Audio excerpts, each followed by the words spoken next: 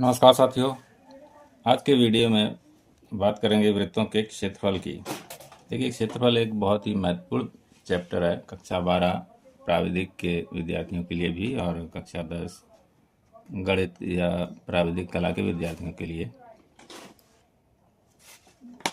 इससे पहले एक निर्णय आपने देखी थी पिछले वीडियो में।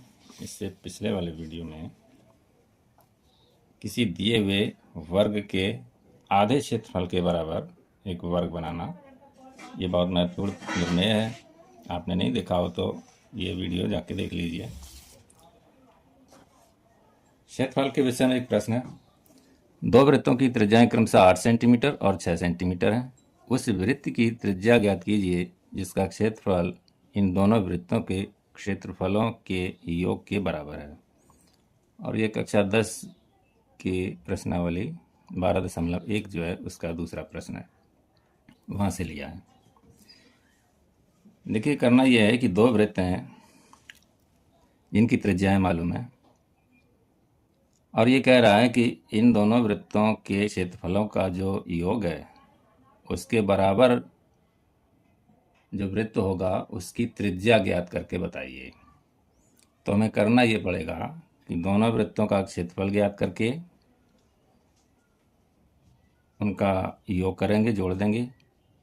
फिर वो जो योगफल आएगा क्षेत्रफलों का, उस वृत्त की त्रिज्या क्या होगी वो ज्ञात करना है। तो बारी बारी से दोनों वृत्तों का क्षेत्रफल ज्ञात करते हैं। देखिए, जो ये फर्स्ट वृत्त है जिसकी त्रिज्या 8 सेंटीमीटर है, इसका क्षेत्रफल ज्ञात करते हैं। पहले फर्स्ट वृत्त का क्षेत्रफल, वृत्त का क्षेत्रफल होता है पाई आर स्क्वायर। ये होता है पाई आर स्क्वायर। तो जब पाई आर स्क्वायर करेंगे तो पाई का मतलब होता है 22/7 और गुणा आर, आर त्रिज्या को कहते हैं जो कि 8 सेंटीमीटर है, और आर का स्क्वायर है तो एक बार और गुणा कर देंगे 8 से ही। यह कुछ इस तरह हो जाएगा 22 गुणा 8 गुणा 8/7। देखिए, हमारा उद्देश्य है कि कमज़ोर से कमज़ोर विद्यार्थी भी सभी विद्यार्थियों के समांतर चले, उसको भी चीज़ें समझ में आए, यही प्रयास रहता है मेरा। आपका जो भी प्रॉब्लम हो हमारे साथ कमेंट करिए और हम आपके साथ हैं हमेशा। जो भी प्रॉब्लम हो कमेंट करके हमको ज़रूर बताएं, हम उसको सॉल्व करने का पूरा प्रयास करेंगे। तो इस रूप में जब संख्याएं आती हैं तो उसको इस रूप में लिख लेते हैं। ये और ये एक ही बात होती है। 22 गुणा 8 गुणा 8, जब ये गुणनफल करेंगे तो 1408 आएगा। 1408 और ये बटे 7। ये क्षेत्रफल है तो इसको सेंटीमीटर स्क्वायर में लिखते हैं। ठीक है, अब हम दूसरे वाले ये सेकंड नंबर के वृत्त का क्षेत्रफल ज्ञात कर लेते हैं। इसी तरह से सेकंड वृत्त का क्षेत्रफल, सेकंड वृत्त का क्षेत्रफल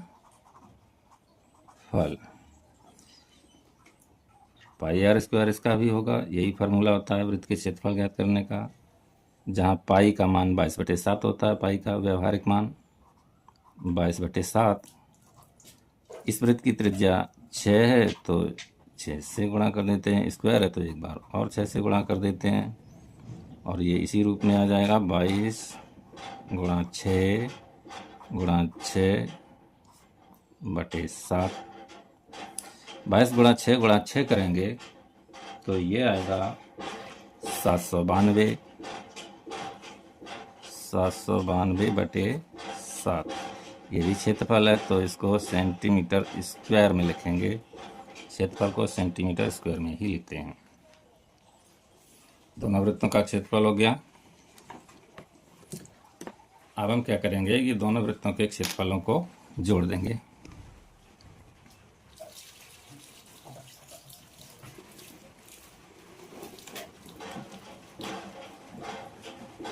दोनों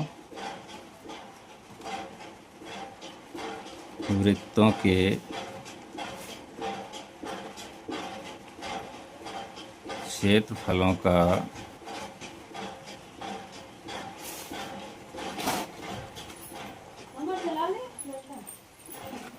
योग ये हो जाएगा। एक तो क्षेत्रफल ये है, दूसरा ये है, इन दोनों को जोड़ देते हैं। फर्स्ट वृत्त का क्षेत्रफल है 1408 बटे 7, पहला वृत्त हो गया। दूसरा वृत्त का क्षेत्रफल है 792 बटे 7, इन दोनों को जोड़े, दो भिन्नों को जोड़ते हैं। यहाँ पर हमारा हर जो है दोनों भिन्नों का वो समान है, तो ऊपर ऊपर जुड़ जाएगा और नीचे एक साथ रह जाएगा हर में। तो ये हो जाएगा 1408 प्लस 792। कमज़ोर से कमज़ोर विद्यार्थियों को भी समझ में आए इसलिए कोई भी स्टेप छोड़ते नहीं है, बटे 7। इसको जब जोड़ेंगे तो आएगा 2200 बटे 7।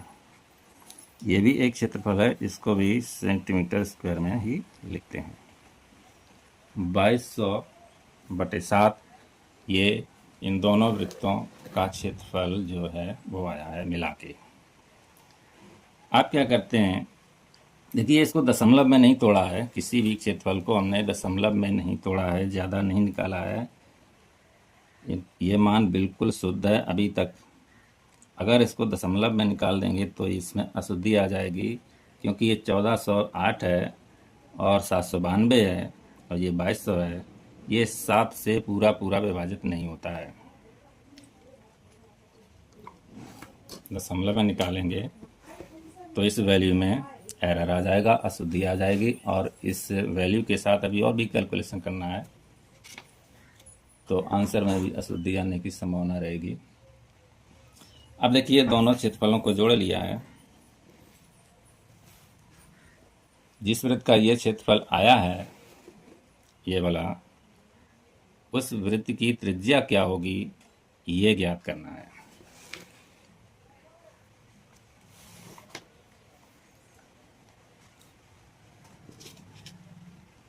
थर्ड वृत्त की त्रिज्या, थर्ड वृत्त की त्रिज्या।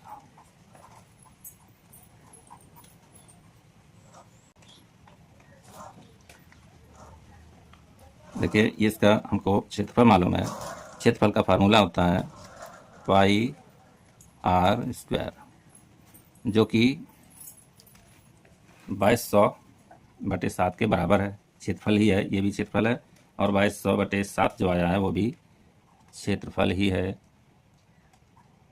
बटे 7 आया है।